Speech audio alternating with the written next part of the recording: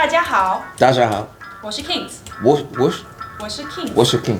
欢迎大家。Oh.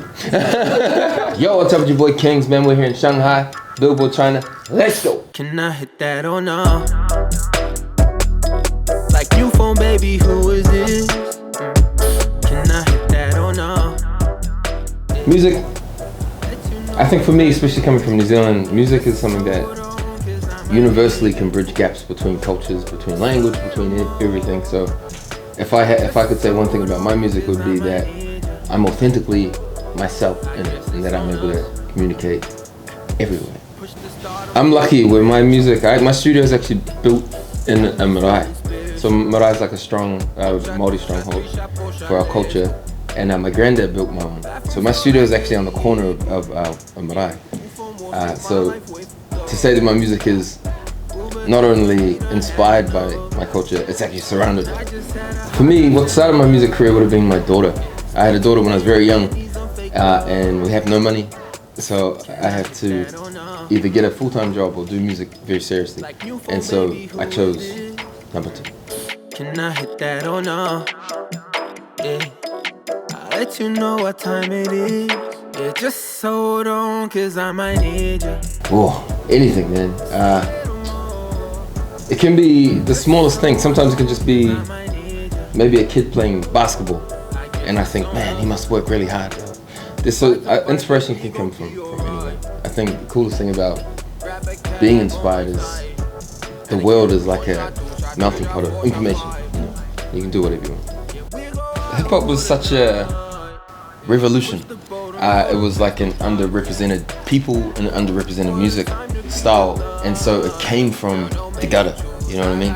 Where I've received it years later, for me it's an art form that I like to incorporate with my music. So I don't think that it's positive, but it's more that it's my interpretation of the revolution. You gonna catch the wave? Don't Worry About It was the first single ever released. So for me, I went from no money to very famous, very fast. How people say, "Can I have a selfie?" and stuff. Oh, very, very quick. I think difficult. It was difficult at the very beginning, you know. And so when I wrote the song, I think the reason why it's so connecting is because everybody feels don't worry about it sometimes. Everybody feels like they have hard day at work. Everyone feels like they want to see their friends some days, and just don't worry about it. Relax. It's okay.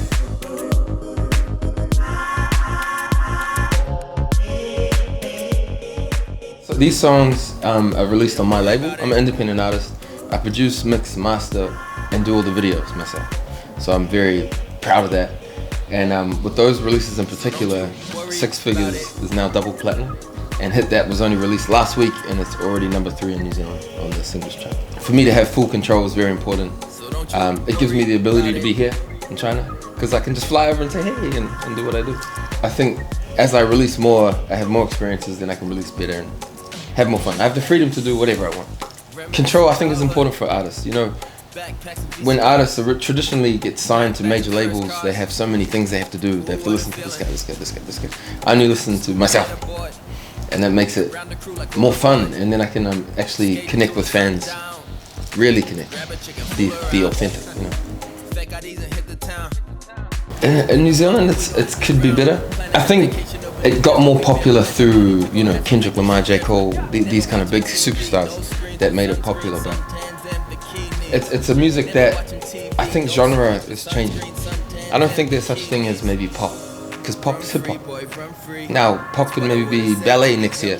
You know that song. I'ma take my horse to the old town road. I'm gonna country hip hop. No, so everything's different now. So maybe next year I do like a violin hip hop. I don't know. we make the world is our oyster now. Diversity was a scary word 5 years ago. Now it's the word. I have seen some artists here in China though. I looked last night on YouTube. Vava. So I just heard her single. Very cool, man. Very hip hop. And another girl called 9-1 artist that someone sent me here. She's very cool. There's a guy called Joji as well, who's an artist, and I think he's from 88 Rising. there's so many artists that I love to work with. There's one person I met here with my friend Miss Lou. We went to Forbidden City and he played I don't want to get the name wrong, Gulchin. Played beautiful. And I want to work with him.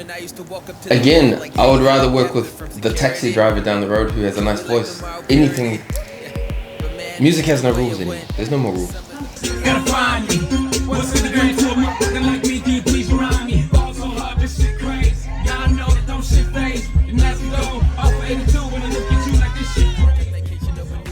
I had the pleasure of going to the Import Expo. Your guys' city is crazy big.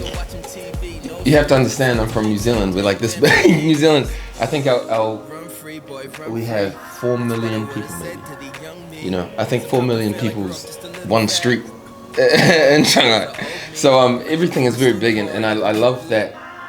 I love the idea that you guys, you'll create something special for one event, and it's immaculate. Very impressive architecture. But apart from all that, I love the food. I just like food, man. I think I've gained maybe, 10 kgs from just duck. So. Shanghai noodles, a big one. I love spicy food.